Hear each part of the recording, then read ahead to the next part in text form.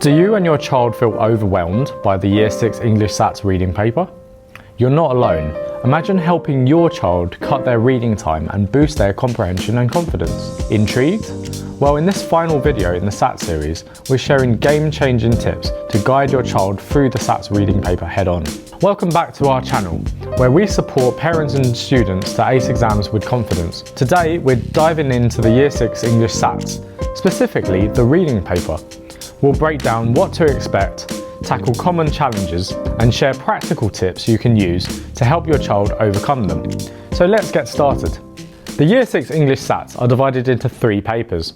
2 on SPAG, spelling, punctuation and grammar, which we covered in the last video, click here to see that, and 1 reading paper, which is what we'll be looking at in this video. The reading paper is worth 50 of the 120 marks available across the English papers and assesses a child's ability to understand both fiction and non-fiction texts. In this 1-hour paper, students face 3 texts totaling around 1,500 to 2,300 words, along with a set of questions. It might sound like a lot for your child, but with your support and the right strategies, it's definitely manageable. That's what we're here for. Let's start by looking at some common issues students face when taking the reading paper and how you can help overcome these challenges. First up, timing and reading speed. In 2023, some students struggled to finish reading over 2,100 words in the allotted time. As a parent, you can help by encouraging time practice sessions at home. Use a timer during practice to get your child used to the pressure. Teach them the skim and scan method. So skim for the main idea and scan for the details. Gradually build their reading stamina with regular, uninterrupted reading sessions. Suggest reading the questions first so they know what details to focus on, reducing unnecessary rereading. If you're not sure what books your child should be reading, check out this video here that includes 30 books broken down by difficulty and age to get your child reading. It's been a super useful resource for our parents. We've linked it in the description too. Next, consider the challenge of difficult vocabulary. Words like jittery or phrases like bird's eye view might trip up your child. Non-literal language like idioms and metaphors can also be confusing.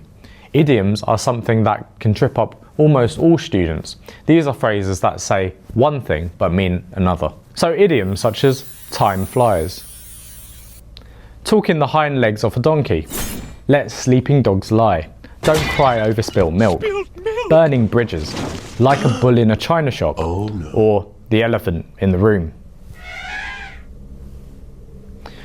As mentioned in the SPAG video, Illustrated First Aid in English is the go-to resource for things like idioms, collective nouns, for example, an army of ants, a murder of crows, or a parliament of owls, vocab, general knowledge, and so much more. Help your child create a personal vocabulary list. Whenever they encounter a new word, they can write it down, look up its meaning, and use it in a sentence. Show them how to use context clues to deduce meanings from surrounding text. Expose them to a variety of reading materials, such as books, articles, magazines, to familiarize themselves with different expressions. And model curiosity by discussing tricky words together. You can even have a dedicated vocab book for this. Another issue that may arise is contextuality. Understanding some cultural references is key. Your child might come across references such as the Great Fire of London or a Diwali celebration, which requires some background knowledge. Even if something is explained in detail within a text, children who have life experience related to the topic will have an advantage. This is why it's important to give your child rich experiences outside of the classroom. Encourage broad reading across subjects like history, culture and science. Discuss historical events or cultural practices to build context. Use films, documentaries and child-friendly articles as supplemental resources.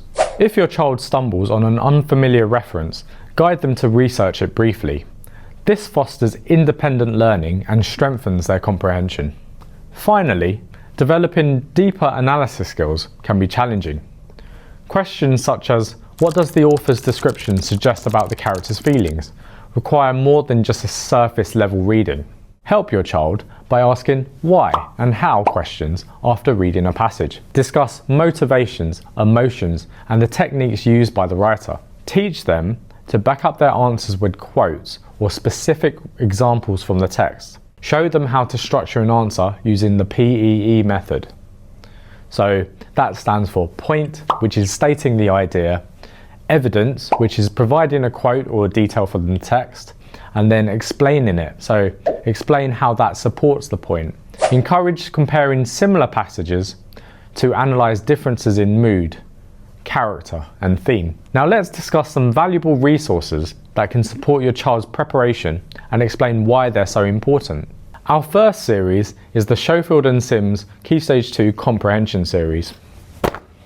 This series is a goldmine for practice, offering a wealth of varied comprehension texts that are carefully graded by difficulty. It mirrors the progression your child will face on test day.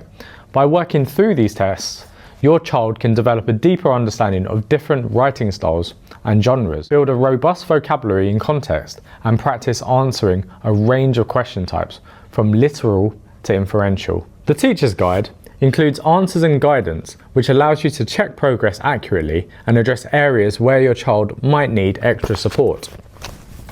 The Haydn Richard series complements comprehension practice with an integrated approach to language skills. While slightly easier than the Schofield and Sims series, it is valuable for gradually building foundational comprehension skills in a supportive, less intimidating format. It provides context-rich texts that help your child understand idioms, metaphors, and non-literal language in a natural setting.